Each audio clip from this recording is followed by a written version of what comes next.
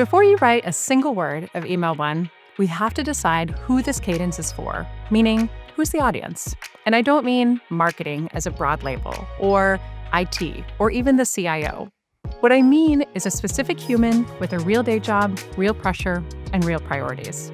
Because the entire point of the cadence is to show them we know them. And in a way that clearly says this email was written for someone like them in their exact role. Here's what I mean. A director of marketing at a regional hospital has a completely different world than a VP of marketing at a Series B SaaS company. The former is thinking about patient volume, compliance, internal approvals. The latter, thinking about pipeline, attribution, and how fast they can scale demand generation. And even inside the same company, the role changes the language. Demand gen cares about performance and lead quality. Brand cares about perception and consistency. The CMO, they care about all of it, but through the lens of revenue, risk, and what they have to defend at the board level. So when you pick your persona, capture the nuances that change the message. How long have they been in that role? Whether they're new to the industry, what their company size is, what their team size is, how they are measured, if they own a budget or influence it. If your persona is too broad, your email becomes too broad. And yes, you may need multiple cadences inside one ICP. You're not going to solve that by swapping a couple of merge fields, but I will show you how to build variations without reinventing the entire thing. Now, let's talk about email one, specifically the subject line and the preview text. This is where it's critical that show me you know me either shows up immediately so you don't run the risk of being deleted. Buyers are trained to treat sales emails like spam. So if they don't see something specific to them, or if the email suggests that it might be a sales email, it'll likely be deleted.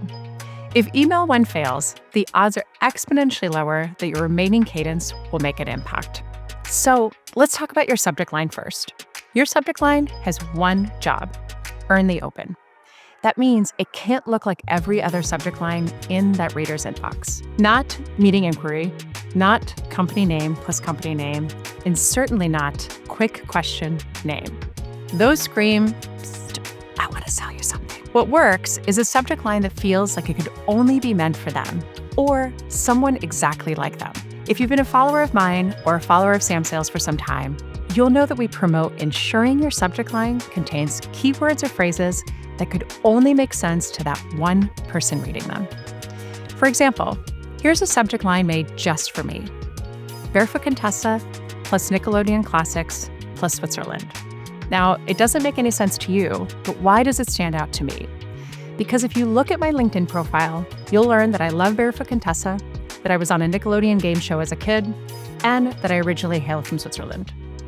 Confusing to everyone else, but guaranteed an open from me. You would then open the email with your connection or thoughts aligned with those topics, or do that, but also add a PS if one topic makes sense to lead with and another to close with. Now, this is hyper-specific to one person and well worth the effort. But for this series, we're going to scale that concept for the buyer persona level. You still show them you know them, but you do it through their role and their world. A simple formula is hook plus value. The hook creates curiosity, and the value makes it worth their time. Don't stress about the length. Most sales subject lines are 1 to 3 words, which is why a longer one will stand out. Just make sure the most important words show up early, because on mobile, you may only see around the first 35 to 40 characters. And if you're savvy with AI, you can create a prompt around this, asking the AI to be an elite newspaper editor who excels at finding the hook in a story and the value for the reader. Then have it give you 20 headlines based on your email, and you can use that in your subject line. Some of our favorites are: where in the world is Carmen Sandiego and Tesla?